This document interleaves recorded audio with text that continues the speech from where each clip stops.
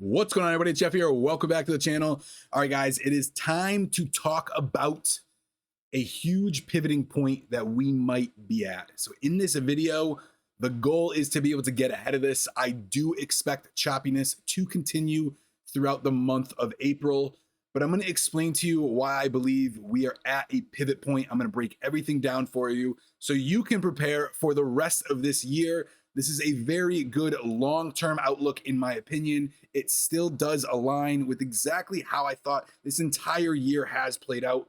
We're going to break everything down for you, so let's get right into it. First off, CPI numbers were released this morning. Now, yesterday's headlines had stated that this was going to be astronomically horrible, the worst numbers you were going to see. And I think a lot of investors really were starting to almost kind of price in or predict a 10% or higher. So when 8.5% was dropped, that's why you saw pre-market a huge spike.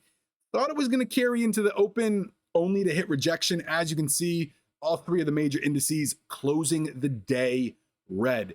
But here's where things get to be very, very particular. So 8.5% increase month over month comes to no surprise. Gasoline and energy lead that, okay? It's the one sector that really pushed that number to be over the chart, which obviously all of us know that. We go to the pump, we've seen the price of gasoline, okay, and the price of oil. We watch the crude spike all the way up to 130 a barrel. Here's where things change a little bit.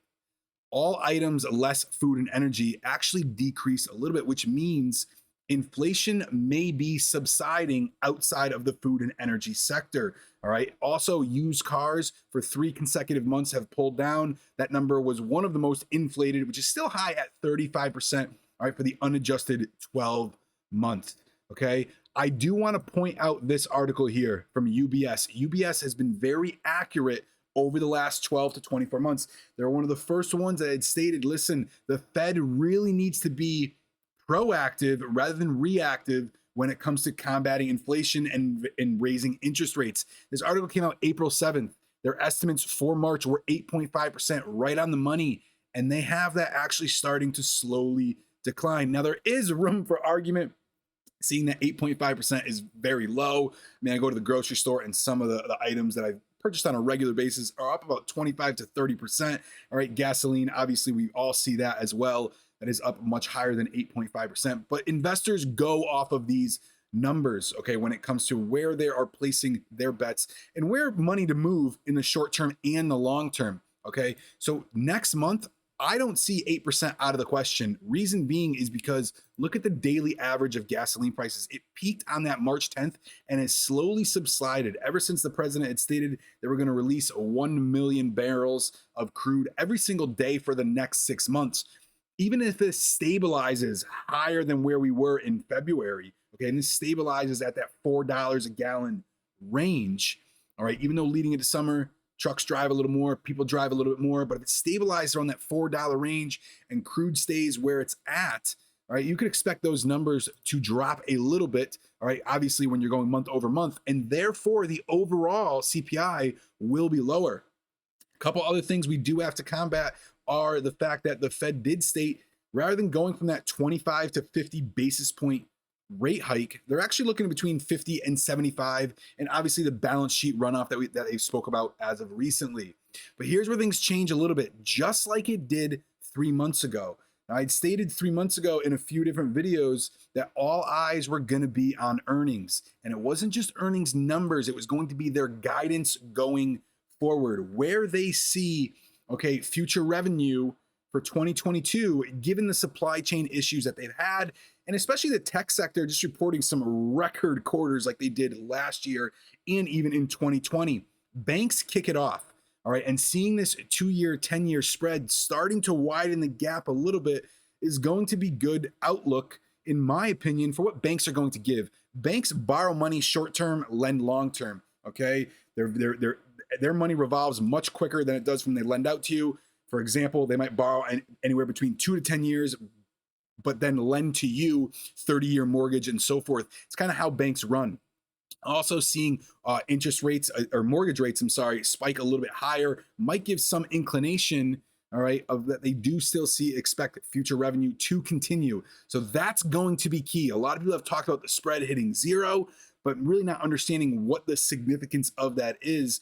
And I think a lot of people still focus on the inflation, all right, and the fact that Fed raising interest rates, but in the short term, it's going to be the bank's 2022 guidance, especially for the quarter going forward. That is going to be kicking off any day as of now, even so some banks have already started to report as well. So look at that to continue over the next few weeks, especially as tech and other retail companies report their earnings. Okay. Lastly, I do want to give an update on SPY. Now, I had stated, I'll zoom out to the daily chart for everyone. I had stated once we had pulled back from this 480, we were in that W formation, which is a little bit of a choppy W as of now, but I really thought we were going to retest that 459 to 464 level. I stated that all the way back in February.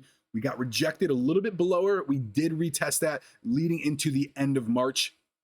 Now we are pulling back. Looks like that 432 area is our next level of strong support going forward. I really didn't think that this 420 area, 415, was the quite bottom as of yet. When you zoom out just a little bit further to the weekly chart, okay, and you really look, you can go back 5 years, but you really look at a time frame at the end of 2019 or end of 2018, 2019, all right, to give us a very similar pattern of what we are in right now. It does show that 400 area is not out of the question, but long term, we're going to get back up and retest these all-time highs. I still do believe that we will close the year green, pending any crazy, Fed changes, any economic changes. Obviously, we're still fighting, or the market is still, battling what is going on over with tensions between Russia and Ukraine. Barring any, sporadic changes, I still do believe we are on pace to be at least retest the all-time highs of 480. So if you are looking to dollar cost average, which is something I did state it was not a bad idea, especially going into the year, continue to buy some of these lows. A lot of stocks are coming on sale. Even this one, NVIDIA. I'm sorry, guys. I always say NVIDIA because I look at the ticker NVDA, but it is NVIDIA, and someone did call me out for that. But you look at it's bounced off this 212, 210 area numerous times. Last time it bounced off that area, it went all the way up to about 290. All right, and we're getting back to that. So it looks like we continue to hold. All right, if that demand zone continues to hold very well, it's not a bad idea to be able to scoop this up for a little bit of short term. Also, reversal trades give you very, very good risk rewards, meaning you're not buying up here at the high looking for a breakout. You're buying at the bottom looking for another bounce. If it does go from that, you scoop at that 212 area and it does go back down and make a new lower low, all right, below that 207 area, that's where you cut. It's a very good risk reward. So guys, that is going to be it for this video. I hope that gives you a little bit of idea of how to prepare for the short term and the long term, and just where I particularly see inflation going over the next few months. So guys, that's it for this video. See you in the next one.